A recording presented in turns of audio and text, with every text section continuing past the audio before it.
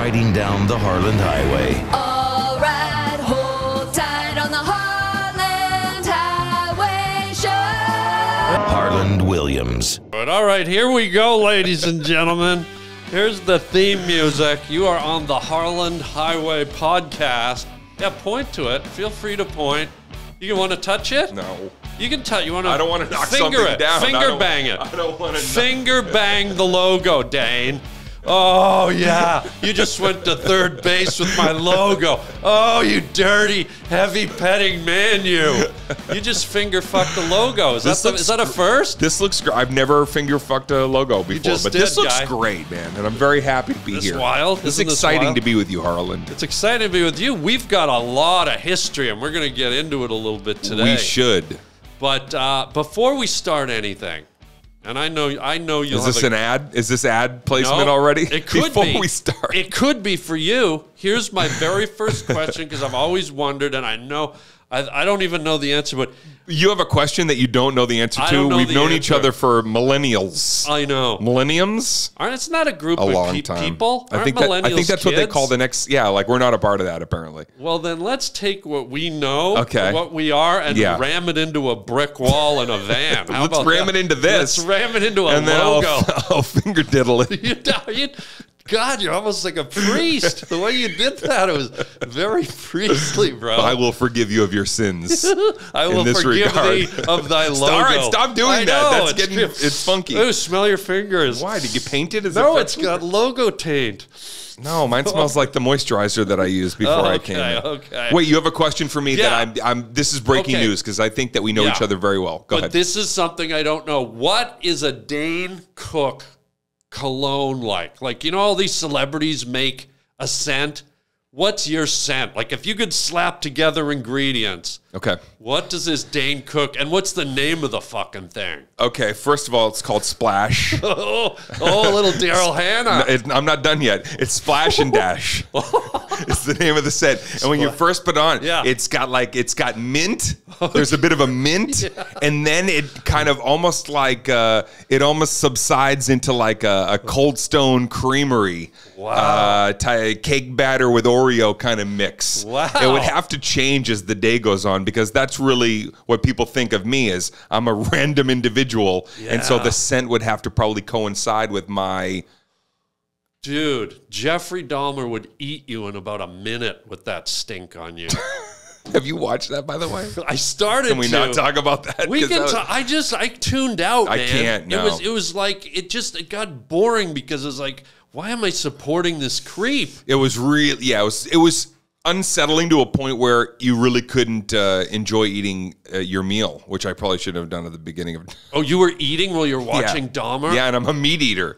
And so I had myself a little steak over there from Boa, and I found myself cutting into it at exactly the wrong time. Just to get into the theme of the show, did you dress your steak up in a little outfit and then undo it? And this like maybe it was like a little human or something? I would no, it was nude when it hit the plate. Oh, it was nude, okay. I don't even know if freshly that's shaved, yeah. Anyway, Splash and Dash. Look for it. It's going to be this fall, which is we're in. It'll be out in about 10 minutes at Macy's Men's Store. Splash and Dash. Well, I'm going to tell you what's in mine, but I'll let you name it because I don't have a name for mine. I like that. But I think mine has a little, because I like to be dangerous. Mm-hmm. So mine is, speaking of cereal, I have a little hint of Charles Manson. Okay. Maybe a little hint of lasagna. Mm. And then maybe, have you ever sniffed a roller coaster seat at Dollywood? Like, have you ever put your nose down? I have not had that experience yet, but I think by proxy, I kind of know the pungent wafting that you're talking about when people are getting off the ride. Is pungent a race of people, by the way, or is that just a word? No, that's pygmies. Pygmy, okay. Well, can I add that to it? Yeah. So Charles Manson lasagna. Yeah. The stink of a roller coaster seat at Dollywood. Okay. And pygmy reek. Okay. And what's it called? Can you name it for me? Yeah, we're going to think about that. We're going to call that,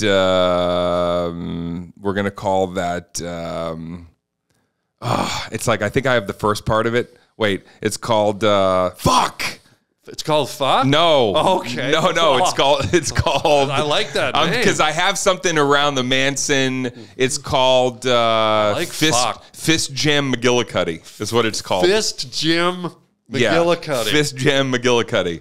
Is the name of the scent. So it's got a little Scottish in it. A little Manson, because his real last name was McGillicuddy. Manson McGillicuddy. No, dude, no, of course not. Holy fuck. First rule of improv, man. Whoa, dude. Wow. Manson McGillicuddy and his dad actually owned the amusement park with the Dollywood. Yeah, so and he was an early investor, Okay. and everybody knows that you'd get off the roller coaster and you would eat lasagna. At the place called the Lasagna Pop-Up Stand. Yeah. And sniff the seeds. What's the worst thing you've ever sniffed in your life? I don't even know why I'm asking, but it just what's the worst stink you've ever walked into? When I first lived out in L.A., a buddy of mine let me crash on his futon on Gower.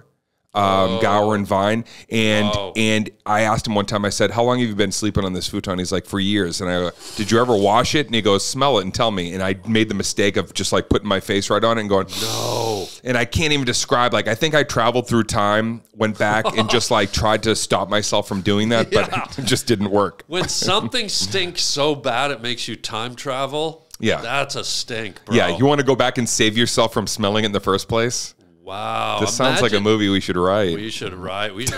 I mean, can you imagine one of your uncles at Thanksgiving dinner farts so bad that you time travel? Like, it stinks so bad you go back and see a Stegosaurus in the Paleozoic era? What is it about uncles that they're always the ones that we pin all the grossest, creepiest, most fucked up shit on, right? It's never your aunt in that story. It's never a cousin. It's the uncle. And he's got like, there's always, whatever the ailments are, whatever the creepiness. Yeah. We always refer, even in stand-up, it's always like somebody's got a uncle. And you know what? I'm an uncle, so let's knock that shit off. All right, let's change the stigma. Are you an uncle, though? I'm an uncle, and I have nothing but love in my heart. Yeah, but... And I don't fart at the fucking dinner table. I don't know. Do you? Have you? What else do you got on the question list? Can I tell you once I did an indie movie called Family Tree, and it was all about the family coming home for Thanksgiving. Okay. And we had a scene where everyone's at the dining room table. It was like 18 people. Okay. Turkey, the set was dressed. And I was the guy over at the side, like getting the cutlery and bringing it to the table. Yeah. And I had built up like a giant Whopper, and I just let it rip. In the scene. But they didn't know, or they did hear it? They didn't know, but I lost it. I started laughing, so they had to reshoot. Oh, my God. But I did it on purpose. It was really mean. I had a gig about 15 years ago that whatever I ate beforehand, when I got on stage, my stomach was doing like topsy-turvy, and I just kept crop dusting my own stage, and people were sitting there like watching the show, and they were, I could tell that they were like, it was like the most sour smelling air biscuit that I'd ever, that even when I was walking back and forth, I didn't even want to walk back through it. So I would stay over here and do some.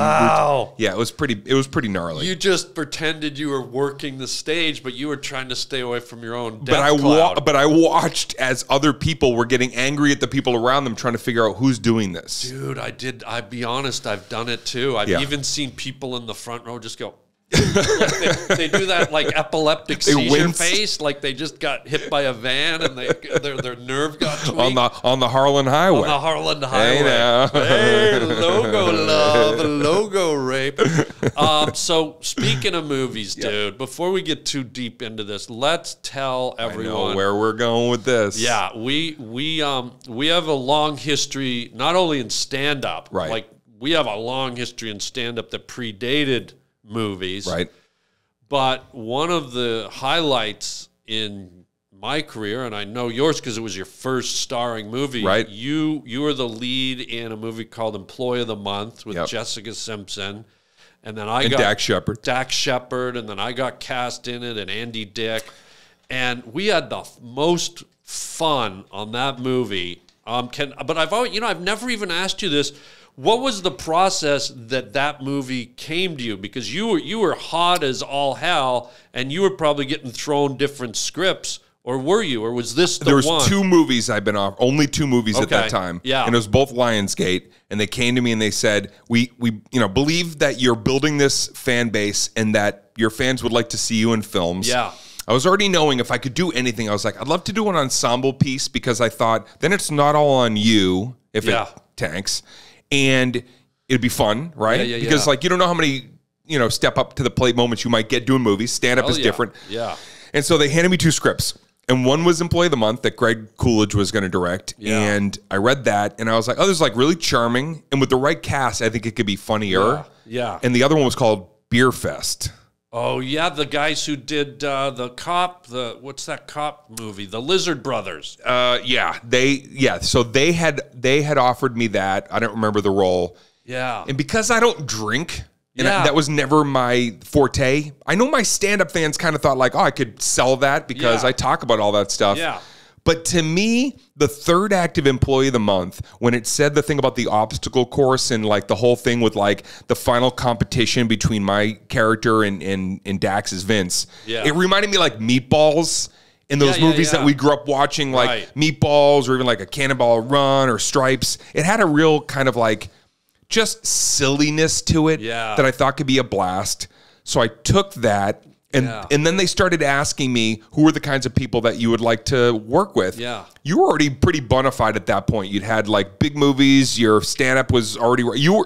I didn't think I would get that opportunity to work with you there, but I was so psyched when you jumped on board that because by rights, you were looking that you had your own shit going on. And then you're like, this looks like it'd be a blast just to be able to participate this and like kick around some laughs. And next thing you know, when you said yes, we were all in Albuquerque shooting that over a couple of months. It was so cool, man. It was so fun. Well, I got to tell you, a big part of it was because of you, because of our history doing stand-up together. Doing stand-up, We had spent so much time in the stand-up world. So when I got invited to the party to be in the movie, I was like, let's go. Yeah. But the other script, it was the guys who created Super Troopers. Right. That's the Lizard Brothers did the Beer Fest thing. That's right. Wow. Hilarious guys. And that script was great, but it just didn't feel like me as much. It was like, all right, that's like Animal House-ish. Yeah, yeah. And Employee of the Month. There was like a charm about it that I remember thinking like, you know what? This is a great way if it works to ease into doing film stuff. So I think you made the right choice. I did too. Somebody the other day said to me, I was Andy Cohen. You know Andy Cohen? Yeah. He goes, how does it feel being in a bad movie, Employee of the Month? And I was like, I got to tell you something, Andy. I said, people talk about that movie to this day the way we would talk about what we would consider a movie we love that might have been a bad, like Teen Wolf was probably a bad movie. Yeah. You know, or like One Crazy Summer was probably considered a bad movie, but these were the things that we watched and loved. There was something. Right. And so I told him, I go, dude, like, think what you want, but that movie has legs. I go, trust me, I know the bad movies I'm in. We don't know them. Yeah. Nobody's talking about them. It's a good movie. It's a fun, good movie. Like, again, I can easily point to ones I don't like or that are stinkers, but that one... It's got a great story. It's charming. It's got lots of funny bits in it. I'm trying to get a sequel made. Oh, you are? I am because Lionsgate owns it, and I pocketed. And I would not want to make a sequel to any other movie that I made. But the thing about that one that seems obvious to me is if Dax and I, because Dax obviously in his own right, his career is great. He's got his podcast. He works a lot, and you go, we could now be the dads of the kids that are working down at that store. That's train them for their employee. It's like we're like the coaches in their corner. That gives us the chance to come back and go at it again. And I think that there's a story in there that could be a lot of fun if they ever wanted to make it. But it's Lionsgate's. Well, I remember at one point they were talking about making it into a TV series after we did the movie. Yeah.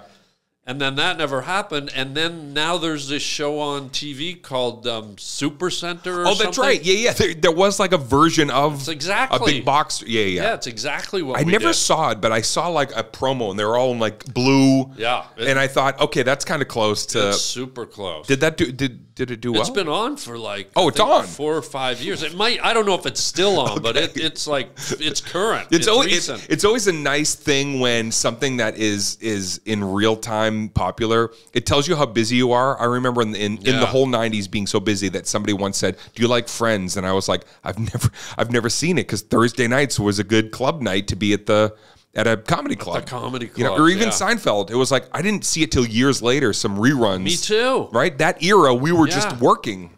Oh, we were working like crazy. The only reason I really knew about Friends is because at that time, my girlfriend was the best friend of Jennifer Aniston. So I was going up and sleeping at Jennifer Aniston's house every night. True or false? Did Jennifer Aniston work at the Laugh Factory for a few weeks before that pilot got picked up? Because Masada says that she worked down there, or the rumor is she worked there for a little bit. I don't think so. The only time she said... We're going to say false. I'm going to say false. I think the only time she was in there was maybe she came in to see me, or I think I brought her in once to help serve when Jamie did the Thanksgiving dinners. Okay. And I think I brought her in to help serve. Okay, so maybe in some regard she worked at the Laugh Factory. Maybe that was for it. Just a few minutes. She did a charity 2 hours serving food to people. But that's it's the same thing. And then you mentioned like not drinking and doing drugs, and I had the same dilemma when I did Half Baked. I did this movie Half Baked about dope Chappelle, smoking. Brewer, all these.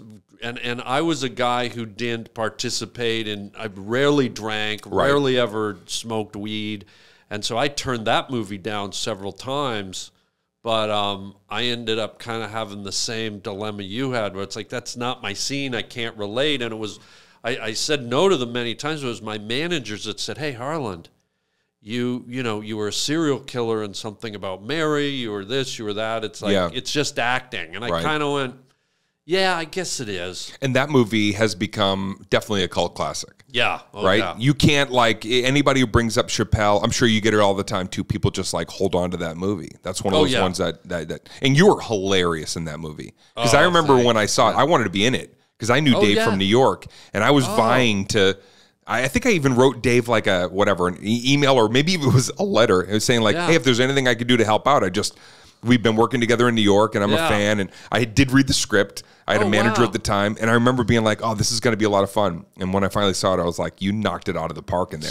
Part of the reason I wanted to work with you, too, employee, because I was like, I just know Harlan's going to make scenes funnier.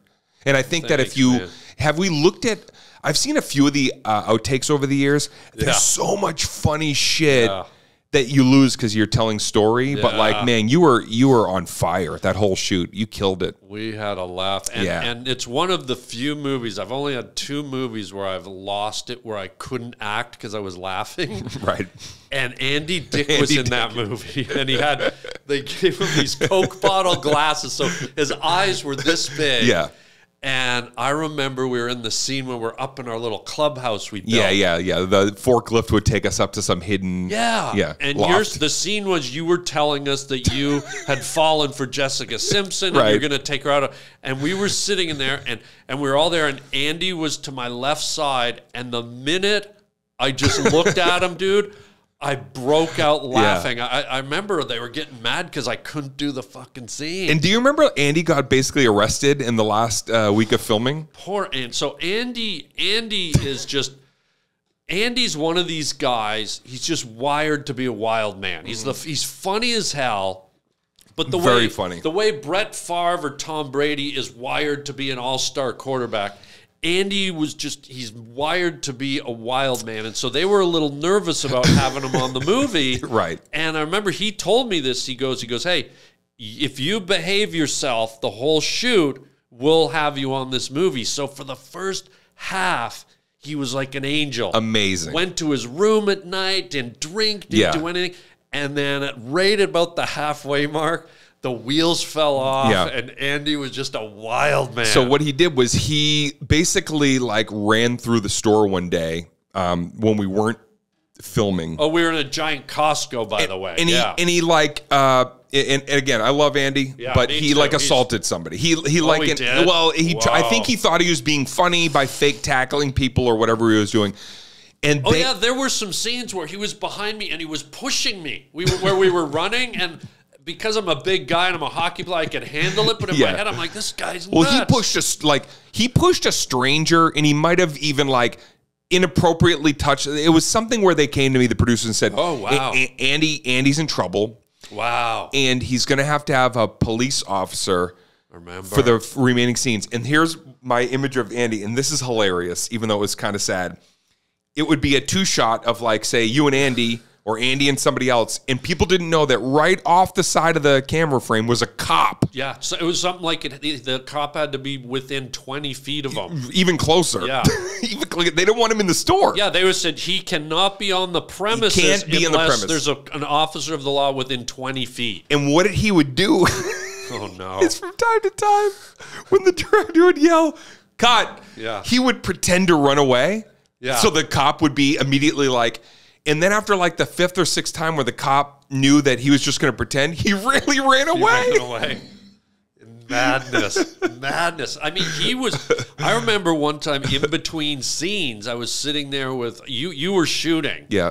But we all had to be there because it's one of those cool movies where we're all kind of in the peripheral. Yeah. People are moving around. Ensemble. Right. So we all had to be in that Costco every day. And there'd be like hour blocks of like 3-4 hours where some actors were just sitting. Right. They're lighting something and you don't even know if you're going to be in it. Yeah, or you're doing a scene and I'm not or whatever. And I was sitting there with Dax and Andy just kept pushing Dax's buttons. Right. Like I don't know why. And literally Dax got up out of his chair and I had to get up and stand between them and go, guys, I literally had to stop Dax from probably opening a can of whoop ass. I almost feel like bizarre. Andy's life is like performance art, and I think that just like instigating is part of what he feels like he wants and needs to do. But he's genuinely one of the funniest people that I've worked with. So funny. Yeah. Like he's one of those guys where it oozes out of him. Yeah. And it's just, he has a way of looking at you, or he just like looks at you with this side eye. Yes. Or he looks like astonished. Yeah. And it just flicks my switch. I was lucky to get him, lucky to get you. I mean, I thought that the cast that they built out was like, I thought it was awesome. I remember going to work on that first day and being like, oh, wow, I'm surrounded by very funny people. I'll come off better because you guys were great. It was great. And you were great. Thanks, I was watching you because this was your first thing. This was like, I've been there. I got to be the lead in a movie too. And it's a lot to carry. Yeah. And you came in every day, professional, prepared. Ready to you were go. Nice to everybody. Yeah. You were great. Yeah, man. We had a good time. We had a blast. And let's see. Maybe we'll make that sequel, dude. We might all be back. Great. You never. Now in this world of streaming. Yeah. We gotta I don't know. I hope so. We gotta have Andy in there. It wouldn't be the same without Andy. We'll put him in a straitjacket. He'll be on Zoom in a scene from somewhere else. Yeah, we'll get him in there. He works at corporate somewhere else. But you mentioned that you and I remember this, and I'll be honest, I was always impressed by this and always admired you for this because especially in our industry, the trappings are tough. Like in our early years, most of our gigs were in bars that sold alcohol. And you always told me you're one of the few comedians, and I think I really picked up on it because I do it a little bit, but compared to other comedians, you never really drank or got into the drug thing. And I don't even know if you've ever had a drink, have you? I've never had a drink I love that. Never had a drink or a drug in my entire life. You've never had alcohol to your lips? No. Not even in church taking communion, like drinking the wine? No. Maybe when I was little, I would probably think if my dad was drinking a Schlitz beer, did he ever like say, do you want to try it? But I don't remember. That's the best time to drink when you're under 7. Right. Yeah, you know. But no, and it's never, dude, it just never was something it just didn't feel like I wanted to participate in that. Tell me the theory behind it, because I've always had a theory behind why I never did it, but there has to be a deeper theory behind why you didn't. Because let's face it, it alters your brain chemistry. Yeah. So what's the deeper? Well, I wanted some brain altering when I was a kid because I was so like nervous in my own skin, even in like junior high school. That when you're supposed to like be starting to feel like you're coming through that awkwardness, I felt like I was just getting into the awkwardness. Yeah. And my best friend in junior high school, Al Del Benny, Al. Al did comedy for a lot of years in LA. Yeah. He lives over in Australia now. He was like, before school, the kid who would like go behind a Stop and Shop and just like get drunk, even before school. And I'd hang with him. I was How old his buddy. Was this? We were like 13 or 14. Wow. And he was already at that point being like, even drunk, being like, you don't need this. You don't need to do he wasn't saying you should drink with me. He was saying, you don't have to do, I drink because I'm so anxious and scared, and Yeah. he was almost like weirdly being therapeutic as he was like drinking. He was sort of protecting you, it sounded like. He was. He was. That's and it kinda gave me sweet. permission to go. My best friend says I don't need to do this until I'm comfortable to do it. Yeah. And then by the time I hit high school, I was like, oh yeah, you know what? I think part of it too is I grew up watching my dad drink and feeling like, you know, anytime that beverage gets involved, it seems to throw potential out of whack. Yeah. So yeah. I didn't think I'd never drink. I just thought like for a little while, let me see what I can do Yeah. sans alcohol. And have you ever wondered what it felt like, or have you ever been tempted or come close, or No. you just like, I don't need it? No, it's just not even Amazing. something I like rarely will think about to go. If there's ever anything I wonder about is when I hear people talk about things like ayahuasca. Yeah. And things like, as a person who loves fantastical thinking and loves Yeah. special effects and stuff, sometimes I The look at that and deep go, stuff, yeah. that like I would do that. I think I would Yeah. do that if I felt like I was in the right place. You know, I wouldn't do it if I bought it off the street. I wouldn't do no. You don't want to buy it behind a guy at Denny's with a urine crust on his pants, his brown pants. Yeah, no. No, that's the only thing that entertains my brain once in a while to go like, what would that do to my already crazy thinking? Yeah. You know, I had a similar thought that I always said, because I also have a deep imagination, and I thought, what would happen if I layered on, LSD, or I never really considered ayahuasca or whatever it's called, little ayahuasca, because I didn't even hear about that till recently. But I always said to myself, shrooms and all that stuff, things that like give you I listen to other people talk about it, and I find myself going, well, that sounds kind of cool, sort of fascinating. Yeah. But my theory always was, I knew I was going to get into stand up and kind of into the arts and entertainment. Yeah. And my theory was that, okay, a craftsman or a carpenter has his tools. A politician has this. A car mechanic has his box of tools. Yeah. What is going to be my instrument in life? What am I? And I knew it was this. It was what's encased in my skull, my brain. And I thought, if I'm going to get anywhere in comedy, I'm going to need to be fast. I'm going to need to be alert. I'm going to need to be sharp. I'm going to need to be present. Yeah. And so, do you remember those old commercials when we were younger? Pop, pop, fizz, fizz. Oh, what a relief it is. Yeah. And they'd show the Alka-Seltzer. They'd put it in water and it would start to dissolve. Yes. So in my head, I was always like, every time I take a sip of booze, or if I were to do drugs, part of it would fizzle away. Okay. And I would lose my part of my instrument, which I needed to get where I wanted to go in life. But was there ever another side of you that looked at certain people we knew that were like imbibing and getting high and saying, now my brain opens up to, was there ever a part of you that was like, oh, I do know for some people, they seem to be even more wildly imaginative on stage? Or did you always think it kind of slows you down a little bit? You know what? Every time I wanted to go in that direction, I'd see something on A&E like Robin Williams going, oh, for 15 years I was doing cocaine every night, and I wish I didn't, because once I got off it, I was the best I was ever going to be. Right. You know what I mean? Like, everyone had a tragic story, and God love him, Mitch Hedberg, a guy that I worked with. He was really funny and really creative, and I knew he did heroin, and it just made me mad. Right. I was like, I just wanted to grab him and go, dude, you've got a gift, and I know that people can't help what they do or what kind of trappings. I'm not freaking out on the guy, but it just, I was like, God, don't do that. Right. Yeah, looking at that as like, seeing it as restricting your imagination and ability to look beyond it. Yeah. I worked with Mitch when I was in the San Francisco comedy contest, and I made it to the finals with Mitch and Doug Stanhope and myself.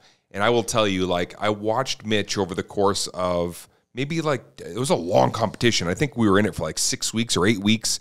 And because I got to watch him week to week, it was at 97, 98. He was still kind of putting the character together. He was still kind of piecing things. And it was really fascinating to watch what I think was a small era of him, like, really honing in on what made him so prolific and interesting. Yeah. It was cool. It was one of the first times I remember watching, like, real artistry from a comic, Yeah. The comics I came up with were, like, guys out of Boston, and a lot of the humor was just like, fucking, if you don't like it, you can get the fuck out. Like, it was just real tough and real like pirates. Yeah. And then here was this guy who was like really methodically thinking of things in such a unique way that I feel fortunate to have seen him do some gigs. Yeah, I worked with him, and it was really fun to watch how his mind like put stuff together. Yeah. I appreciate that kind of comedy, like Stephen Wright and guys like that, because what they do is they set up a familiar premise that we all know.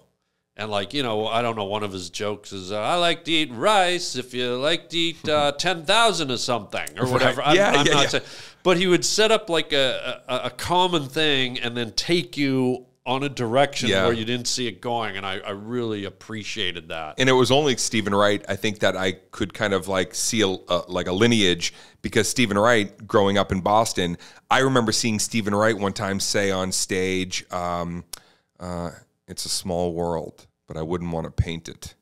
And it was one of those things that, like, I can't, to this day, if I hear the word world or I see a globe, I think of that. Right. Just those little things that they could insert. You can't see a banana without thinking of Mitch's frozen banana.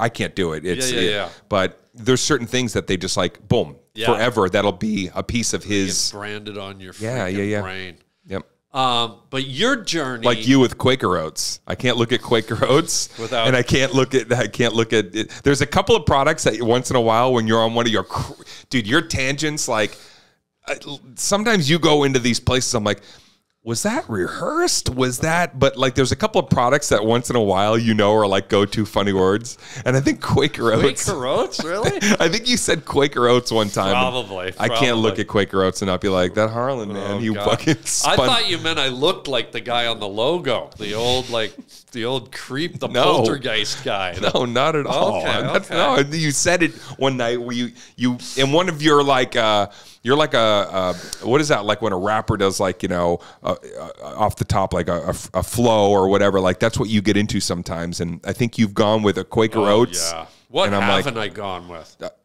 Black Tar Heroin into Quaker Oats, into Jiminy Cricket, and dude, you got a wild imagination, my friend. I just let it roll, man. You do. You let it rip like those farts back on stage that I used to do. Crop dusting. Get out of here. I met a stewardess once, or a flight attendant, who told me she does that.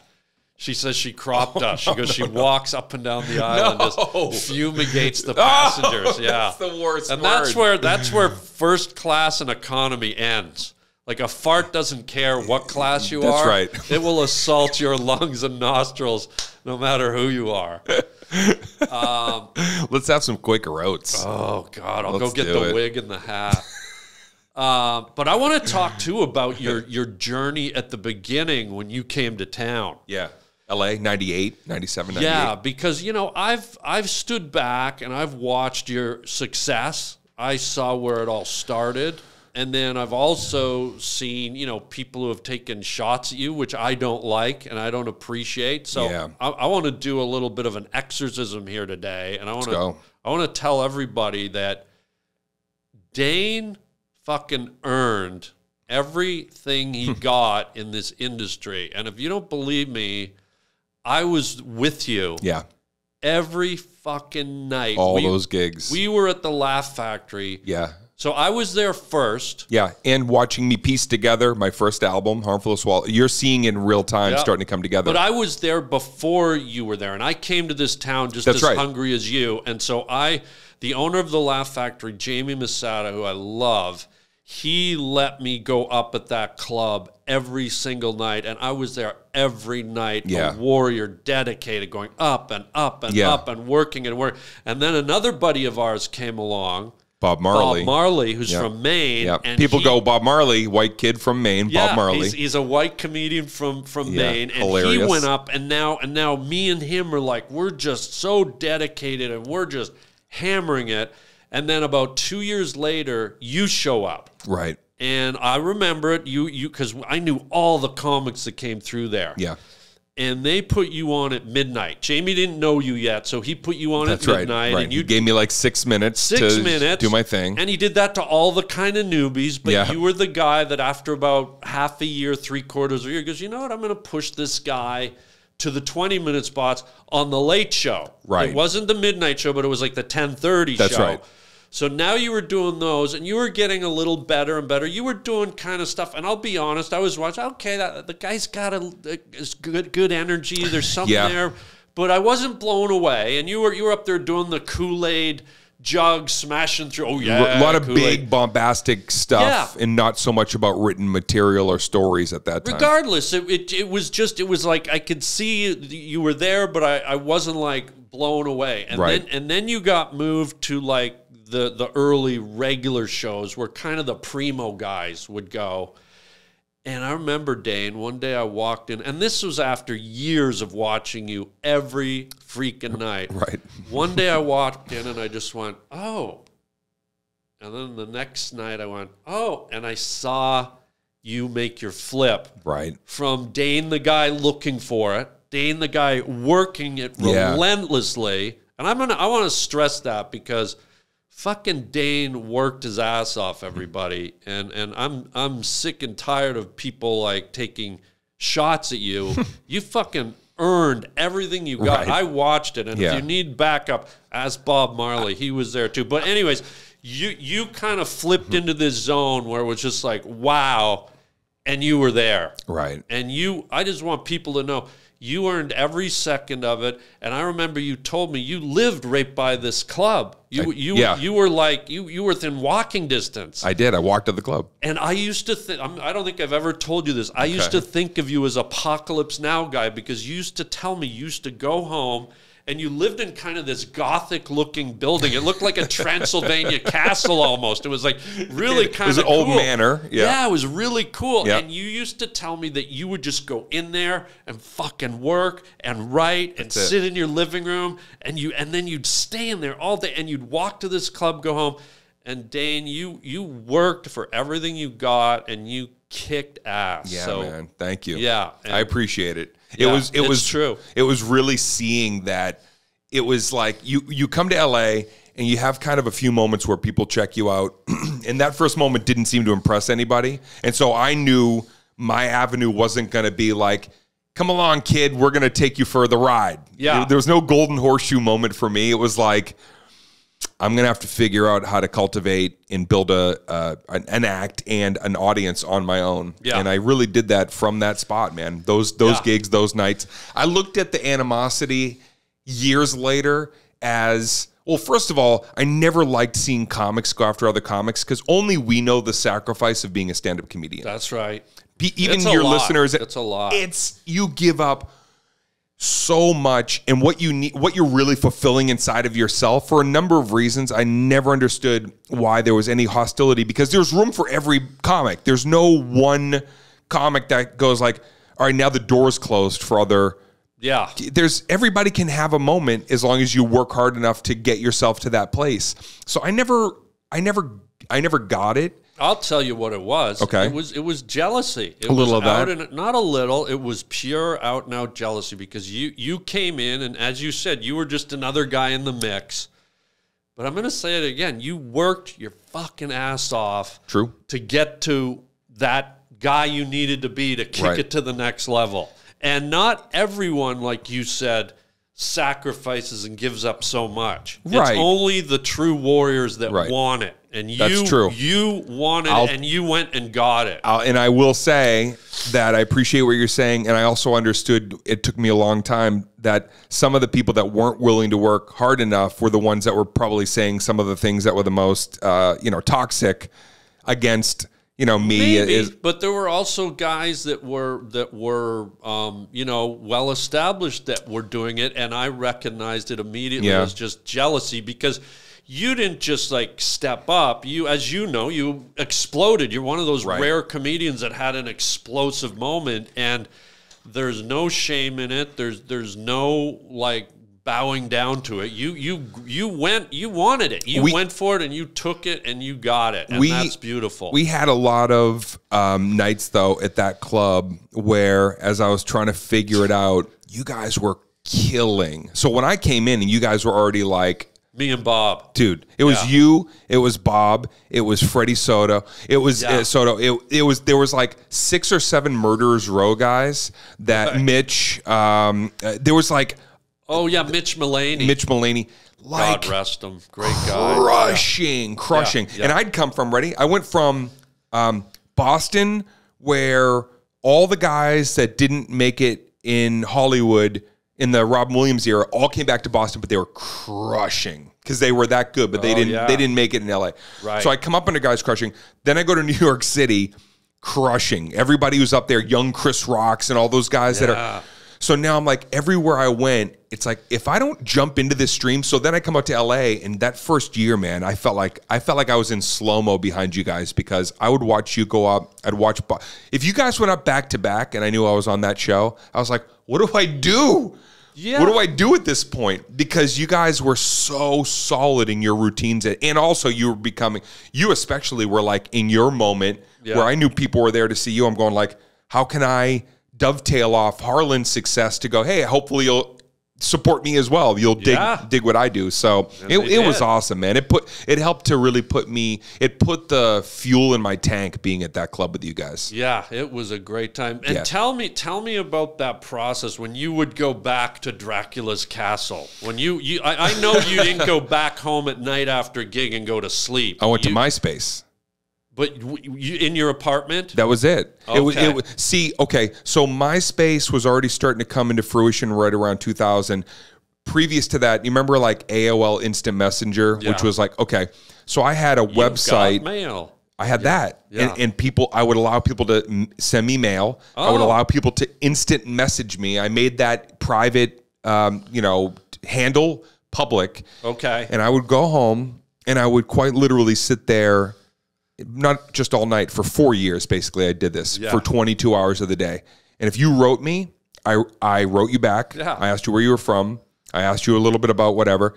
And then I would send you a link to stand-up that I had recorded like on on a device and uploaded. Yeah. I would go to people, ready? This is how like obsessed I was with finding my fans. If somebody had written me, I would save their tab. If I saw it was their birthday, I would write them and say, I see it's your birthday today. I just want to wish you a happy birthday. And so I was building out this secret underground fan base. Yeah. And then they were the ones who were like, you should come do a show in fucking Tampa. You should come through Tempe. You should go. And I would start booking based on where maybe like 20, 30, 40 people said they wanted me to come to do a show. And I toiled for 4 years after the Laugh Factory. I'd go home, didn't drink, didn't party. Yeah. Just go home. You didn't go out to the clubs? Nothing. Zero. And that's what I mean. You went into this like dark Dracula-like castle, and it's called show business. It's show, and then there's business. And what you did was very business sensed and business minded. But even though you did all that to help bolster what you were doing, you still had the act and the funny and the energy and the persona and the material. You were very prolific. I'd go in and see you do new stuff almost every night, every week. Yeah.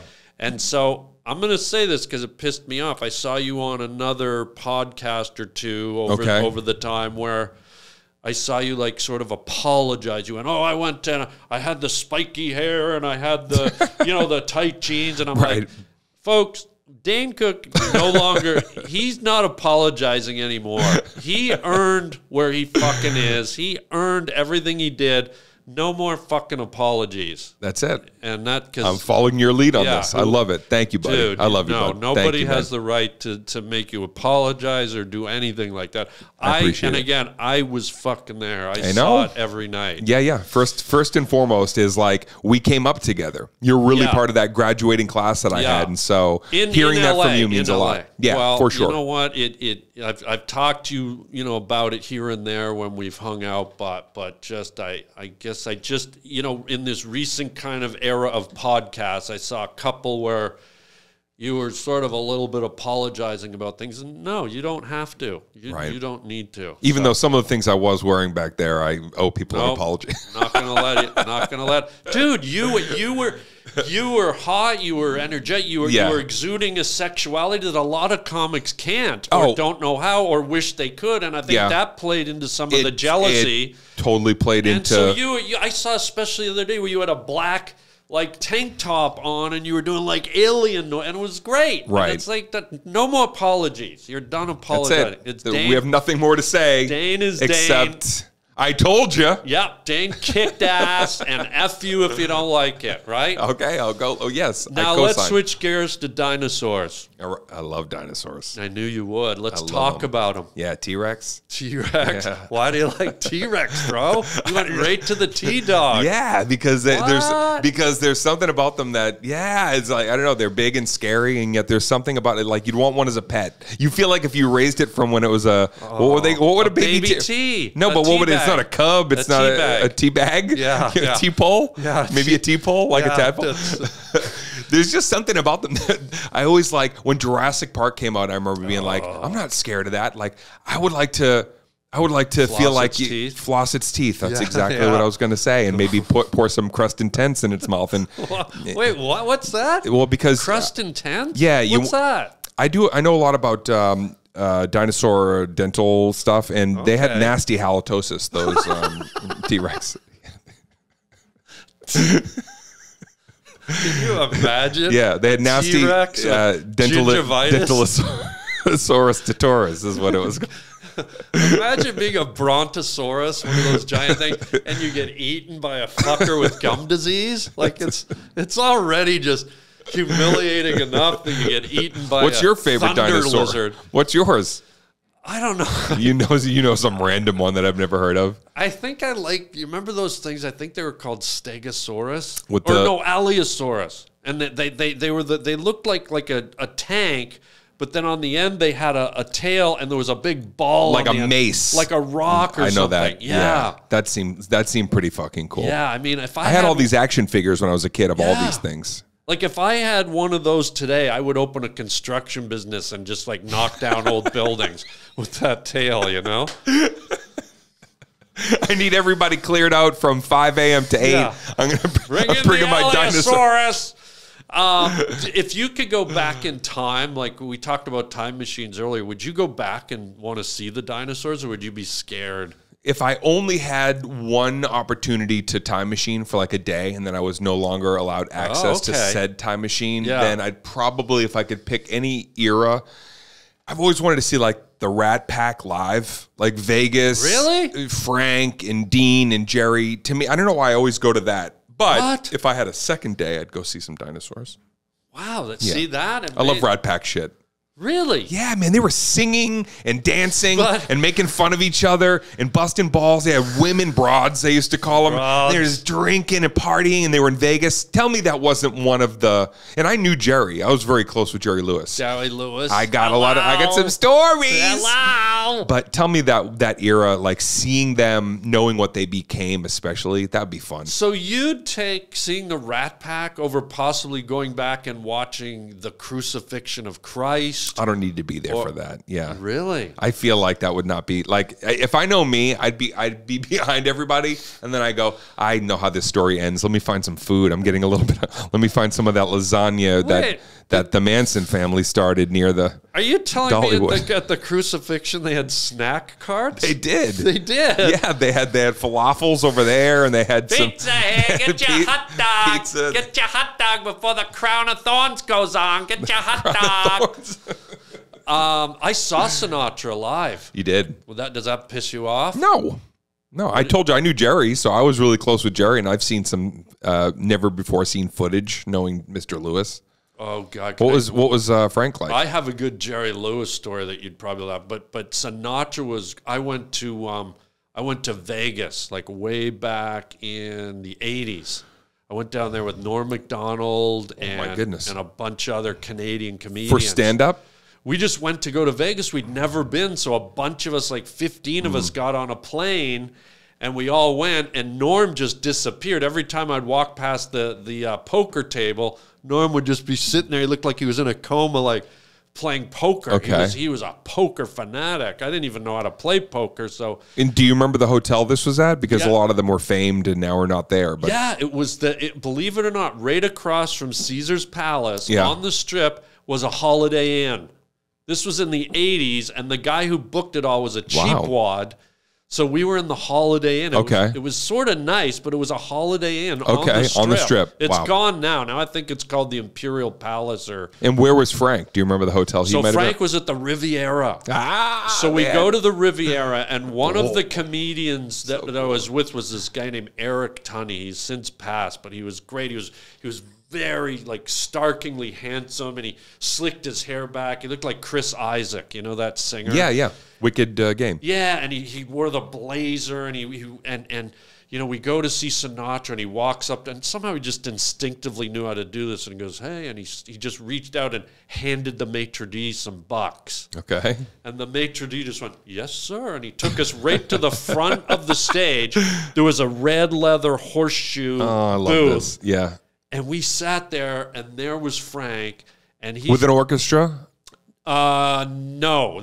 I think there were a few players on stage, but it wasn't the full orchestra. Okay. It was recorded, but there was a few live musicians. Got it. And one of my favorite moments is he was singing Luck Be a Lady. He was doing all the classics, and he kept shouting out to Barbara, hey, Barbara, in the crowd. But on one There was probably no Barbara. It was just part of his shtick. yeah, dude. but on one of the speakers, he had a big glass of Jack Daniels, like this huge, just you could see it in the gold liquid in the ice. Yeah.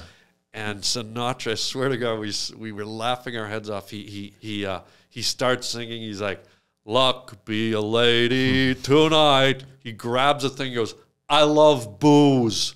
Luck be a lady.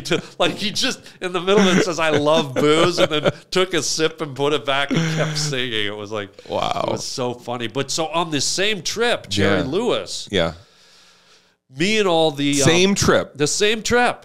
So me and all the other comedians, you know, we're from Canada, so we've never been to a casino. We've never seen celebrities. Yeah. Like, this is in the 80s when, you know, it still wasn't Hollywood North up in Canada. Yeah. So we go and see a boxing match. I don't even think boxing was legal in Canada at the time. Okay. So we go to our first boxing match. Yeah.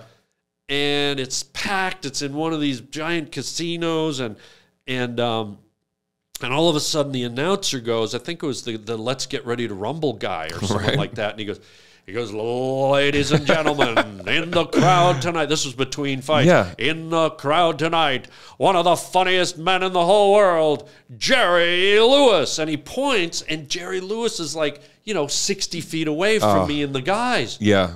And I grew up on this guy. Of course. He was my Jim Carrey when I was a kid. Mine too, yes. And so I'm like, holy smokes, Jerry Lewis. And all the other guys like kind of look at me like seagulls, And I go, oh my God, should I go say hi to him? Like, first time I'd really bumped up to a celebrity. Yeah. And this is Jerry Lewis. Jerry Lewis. And we're we're comedians. He's one of the kings of the comedy world. Yeah. And so they all go. So it kind of surprised me. They go, oh yeah, go say hi to him. And they almost did it in unison, like 8 or 9 of them. Like, yeah, go. And I go, in my head, I was going, well, why aren't these guys as excited as I am? Why aren't they going? But I was like, I don't care. I'm going. So I go, okay. And I run over, and Jerry's sitting there with a gorgeous woman, and he's got a security guard, a uniformed security guard. And I walk up to the security guy, and I go, "Sir, may I say hello to Mr. Lewis?" Yeah. And the guy goes, "Yes, go ahead." And so I step in a little bit toward Jerry, and he looks up, and I go, "Hello, Mr. Lewis.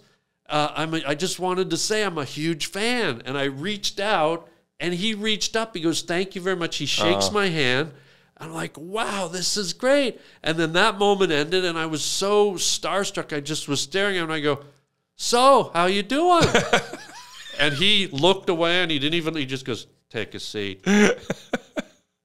He didn't even look at me, he just goes, take a seat. And I was standing there like the kid from the Christmas Story movies, you know. And I'm just like, my eyes were almost running like fried eggs. And I was like, did he just fucking tell me to take a seat? In my head, like it's like two worlds collided. Right. Like my childhood hero, and then he just basically told me to fuck up. I go back to the seat, and they go, how was it? And I go, he told me to take a seat. And they all burst out laughing, and they go, don't you know he's known as the biggest asshole in the entertainment industry? And I went, you pricks. And so that hounded me. But he shook your hand. He shook my hand. So I got, so he set me up just to fucking sting me. But that kind of followed me around in my comedy career with the Canadian guys for about a decade. Right. The running joke was take a seat when they'd see me. Is that wild? I love that there's so many great stories like that of Jerry, because by the time I met him, he was 85 or 86, and he really had chilled out. And so all those stories that he still could be intense. He had an intensity, but I will tell you, man, he was so loving to me. Oh, good. We talked almost every Sunday, and he would call me up. We would talk about comedy. We would talk about stand-up. And he would call me his son. He was like, we consider you family. You're my son, my boy. I'd call him every Sunday. Hello, it's the Jew in the desert. I want to talk to my boy. Wow, and that's we would talk. Yeah, man. He was, and I got to finally ask him after I said, I heard you were a real hard ass for a lot of years there. And like, you know, he had his philosophy on it for whatever that was. But it was like, I got to see a side of him, I think, that not a lot of people got to see, which was like a much more subdued, you know what I mean? And his daughter was around Danielle, so he was just a real loving guy. He was great to me. Well, you know what? That's fascinating. Yeah. But you know what's so cool about this industry? My favorite quick Jerry story was this. About 3 weeks before he passed away, he called me up and he goes, I'm dying. Hello? He didn't say that yet. Okay, sorry. he said, my boy, I have good news and I have bad news. And I go, what's the good news, Jerry? And he goes, I wrote a script and you're going to be the lead. And I said, really? And he goes, and he told me a little about it. And I go, wow, this is incredible. I go, and what's the bad news? And he goes, I'm going to direct it. He said that? At 90 years old. He was like, and I said, you are? How are you going to do that? And he told me what his plan was for that. But it was just one of those moments I'll never not hear him saying, I've got good news and I have bad news. Wow. Take a seat. Jesus.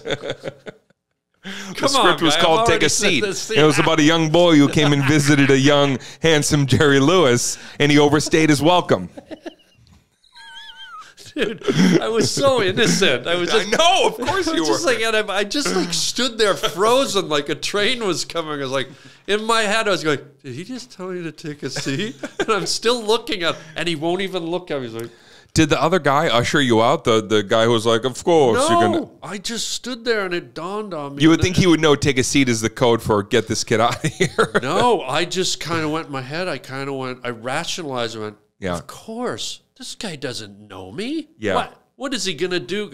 Well, I just went up to the cottage last week with my daughter and we celebrated. You know, it's like, why would he tell a complete stranger what's going on? Do you think maybe he meant take a seat, like join me and take a seat? No, I wish. Thank you for rubbing it in even more. Thank you, sir. I'm going to tell you to take a seat. Take a toilet seat. How about that? But here's what's so cool about what we do. Okay. Because you know this. We grew up loving movies. Yeah. You know, we grew up loving the genre. We grew up probably, I don't want to put words in your mouth, but I'm assuming you're like, fuck, I want to be on the silver screen one day. Oh, man. Or more than anything, just Saturday Night Live, SCTV, sketch, stand-up. Loved and just to maybe rub shoulders with some of these iconic people. Yeah. So I get, you know, this was, when I did the thing with Jerry, I was into stand-up probably a year and a half. Okay. Maybe 2 years. Yeah. So I was new. I hadn't moved to the States yet. I was just starting to become a headliner. Yeah. Me and Norm Macdonald, we were kind of on the same trajectory up in Canada. And cut to me moving here, me getting things going, cut to 25 years later, I'm on Conan O'Brien doing the show in New York. Yeah. The other guest is Jerry Lewis. No. We do the show, and I did Conan probably 20 times, maybe more. Yeah. Conan, we would always shoot the shit. Sometimes he'd take me to his office. This was the one time after the show he goes, hey, I'm going back to Jerry's dressing room. Why don't you come with me? So now I go back to Jerry's dressing room. Me and him and Conan are standing there. Conan's talking to him, and I'm standing there almost trembling, just dying to go, take a seat to Jerry Lewis. And I almost told him the story, but I couldn't do it. I was just like, you know what? He won't remember. But I never held resentment. I loved being in his presence. I mean, I grew up watching that guy in my basement with my sisters. It was amazing. So, but that's the fun of what we do in the entertainment industry when you end up working with people you never dreamed. Well, it's like, I don't know about you, but that made me more growing up and having had experiences, especially in New York, where you'd finally meet somebody that you'd seen on television and when they were good to you. And then a couple of people maybe were just having an off day. But it taught me, like, especially when I meet young comedians, I try to go out of my way to let them know, like, you know, I appreciate you. I know what you're going through. Right. You know what I mean? I don't know if everybody's always mindful in that way. People have shit on their mind. I get it. Not everybody's available to be, like, ready to talk with a young comic, you know, in that moment all the time. But it kind of taught me those lessons of, like, we're lucky to do this, so give somebody else that same kind of enthusiasm that you'd want. I have a way of dealing with whenever a young comic comes up to me and says, hey, do you have any advice? I just look at him and I go, take a seat. Take a seat. You knew where I was going with that? I did. You were way ahead of it. I seen that 1,000 miles away. Did you see it in my eyes? Or could you just feel it? Even in your body language, you were getting ready to get into take a seat mode. Well, dude, this was so good. So the final thing we do on this show, which I think you'll enjoy, we do a little feature called Words from a Wooden Shoe. I love this. And what we do, they're inside this authentic Dutch clog. Yep. And I know you love Dutch clogs. Size 14. Yeah, your favorite. All right. There's words in here, random words, and you're going to reach in, take one, and if it sparks a story or a memory. This is great. And that's how we'll close the show out. Okay, how'd you choose the words? I just randomly made a few up. And do you do one too? What do we do? No, just you. If you want me to do one, I will. But I would like that as well. I've never been done, but you do it first, then I will. Okay, cool. You go first. What's your word? Is it the same word on every one? Why do I feel like this is like it's for real. I don't know, man. It's for real. What's unexplainable. Your word? Okay.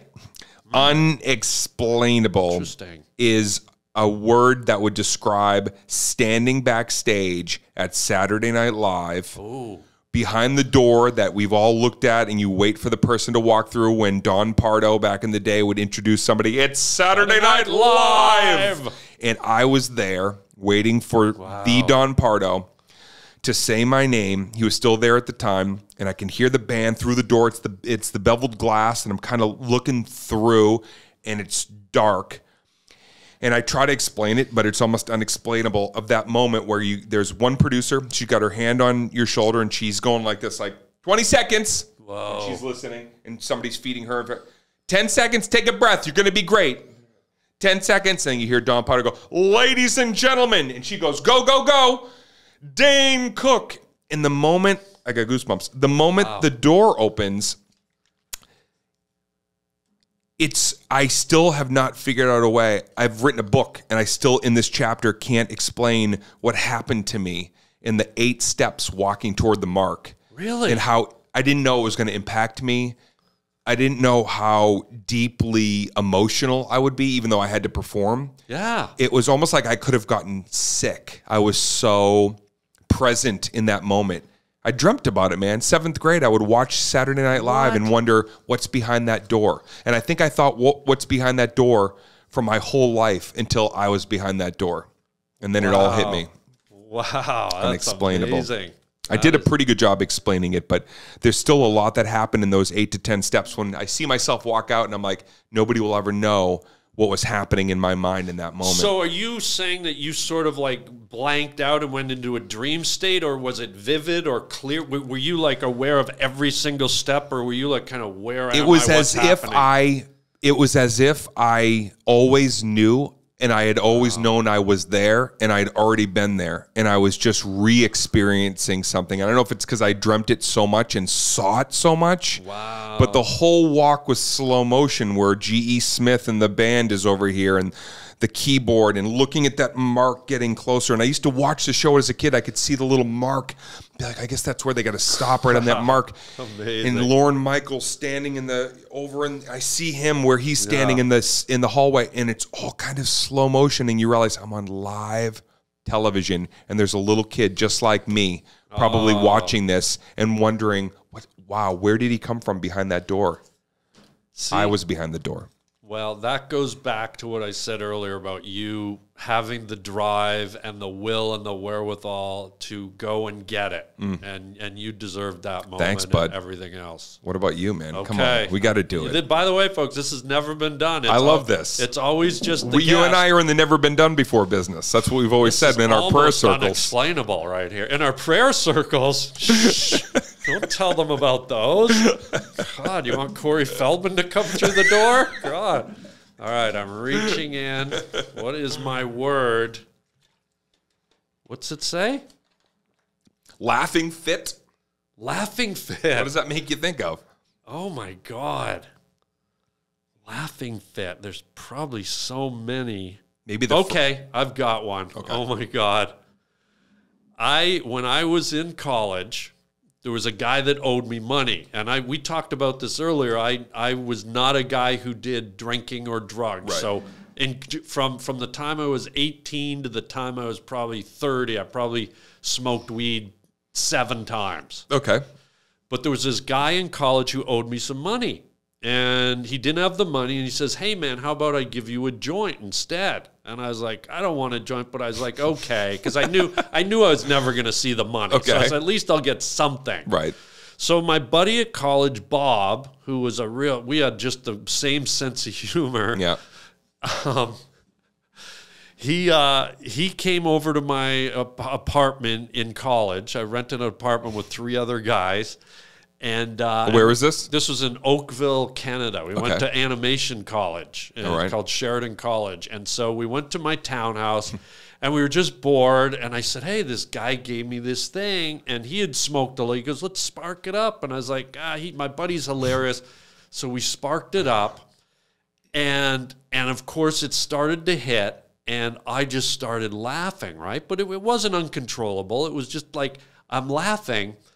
And then there was a cartoon way back in the 70s called The Wizard of Oz. Okay. And it was a cartoon with the Scarecrow, the Tin Man, everything. Yeah. And the Munchkins, instead of having like dwarfs, like little people, there were these little animations of teardrop shapes and triangle shapes. Okay. And they had all kinds of them, but instead of speaking words, they just talked like this. They're like, you know, like gibberish. Yeah, like Snoopy. Remember Snoopy? Now he's like, or the teacher. Yeah. So it was this weird. So we were sitting there, and I'm laughing, and my buddy sees a newspaper. This is the day when and I'm laying on the couch, and he picks up the newspaper and just casually opens it and starts reading out loud. And he starts reading like the Munchkins. Yeah. And I found this because I was high. I was dying laughing so hard that I couldn't breathe. Right. It put you into that next place of like I was you're scared. laughing. Yeah. I ran to the stairs. I said, "You're trying to murder me." I accused him of murder. I ran upstairs. It took me about 4 minutes to just get my breathing back. Yeah. I came back downstairs, like water running down my eyes. I laid down on the couch. He's still sitting there, and I said, okay, read some more.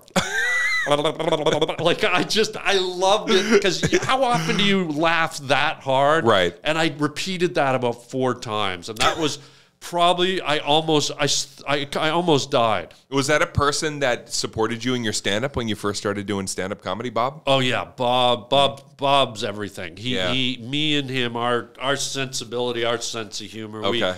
We just supported each other. We did everything together. That's cool, man. And I support you, and you support me. Absolutely. And, my racquetball buddy. Yeah, me and Dane play racquetball all the time. He's really good. Oh, thank you, buddy. Well, you're getting better every single time we play. I have to. Yeah, if I want to play with you, I got we got it, but it's a riot. But before we go, let's talk about your special and talk about you shot it up at your house. And can I say something about it before? Yeah.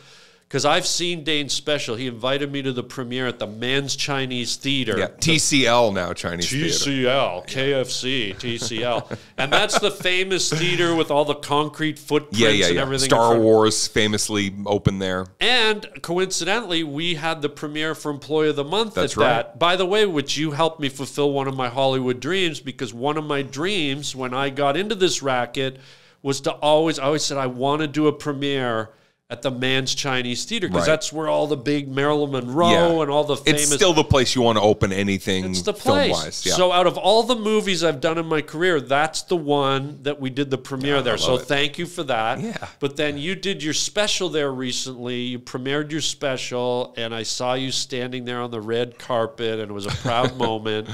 And we watched your special in there, and I told you, I said, hey, Dane, here's my honest opinion. Love it. Because I didn't want to BS you, because that you don't gain anything from that. I was so happy when you said that. So I said, hey, you shot it at your house, which is an unusual forum for a stand-up special, but you're talking to a guy who shot one of his specials out in the desert with no audience. So I watched it, and I was sitting there, and for about the first 4 or 5 minutes, I was like, oh, I don't know if I'm connecting to this. The house setting feels a little foreign to me. I didn't hate it, but I was like, I don't know if I'm drawn in yet. You didn't ease into that. You were like unsure. But after watching it all, I'm glad, because what happened is at about the 4 or 5 minute mark, your first bit, if I won't say what it is. Yeah, I know, stalker story. But it refers to a really funny, weird event that happened at your house where we're watching you perform. Right. And so what it did, it became very personalized, and your story drew me in. But not only that, your comfort level at your house, and then on top of that, the material and the writing. This is about a 12-minute bit. Yeah. And I just sat back and went, that is not easy to do. And you just drew me into your special, and it was really neat, because it wasn't like, boom, I'm here. At first I was trepidatious, and then I got drawn in, and I loved being there. It was almost hard to edit the beginning, because part of me wanted to get right into something fast, but in the edit, and I tried that, but in the edit, I felt like the original beginning I had, which is what I used, was like, oh, this feels like I'm easing people into it and settling in, because it is unusual to do a show like this for a number of reasons. But sitting in there and watching the show and being there with a lot of friends and a lot of comics and people I've known for a lot of years, ups and downs in Hollywood, to have people come have like a party to celebrate this, this dream come true moment was so cool. I always wanted to film it there. I moved into my home 12 years ago.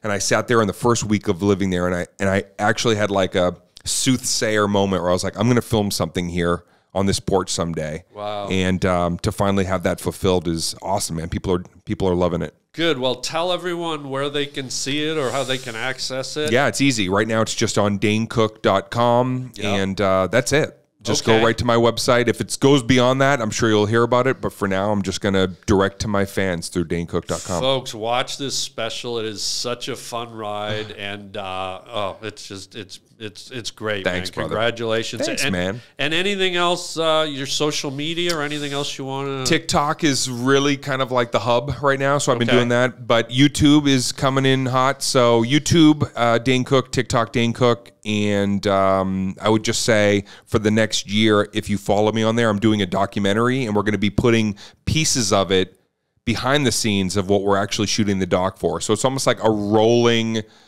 hype machine that we're creating leading up to next fall, a documentary I'm releasing. Oh, wow. Yeah. So if you follow me, you get to see like fragments of what it is that I'm putting together. Figure out the puzzle with me. Little cock teaser. Yeah. Exactly. I never thought I'd be able to say that about myself, but I'm teasing cock. Are you cheating on the logo? Is that what you're doing? Last thing before you go, and I would only let you do this. Okay. You and Jerry Lewis, but I'm going to stand up, and once I stand up, I think you know what to say. Hang on. Let me get all the way up, and I'll ask you one question. Hi, Mr. Cook. How are you? Take a seat. Still hurts. It still hurts. Ladies and gentlemen, Dane Cook on the Harland Highway. Thanks for being here. And until next time, look for the unexplainable and chicken chow mein, baby. I love you, buddy. Thanks. Love you, buddy. Thank you.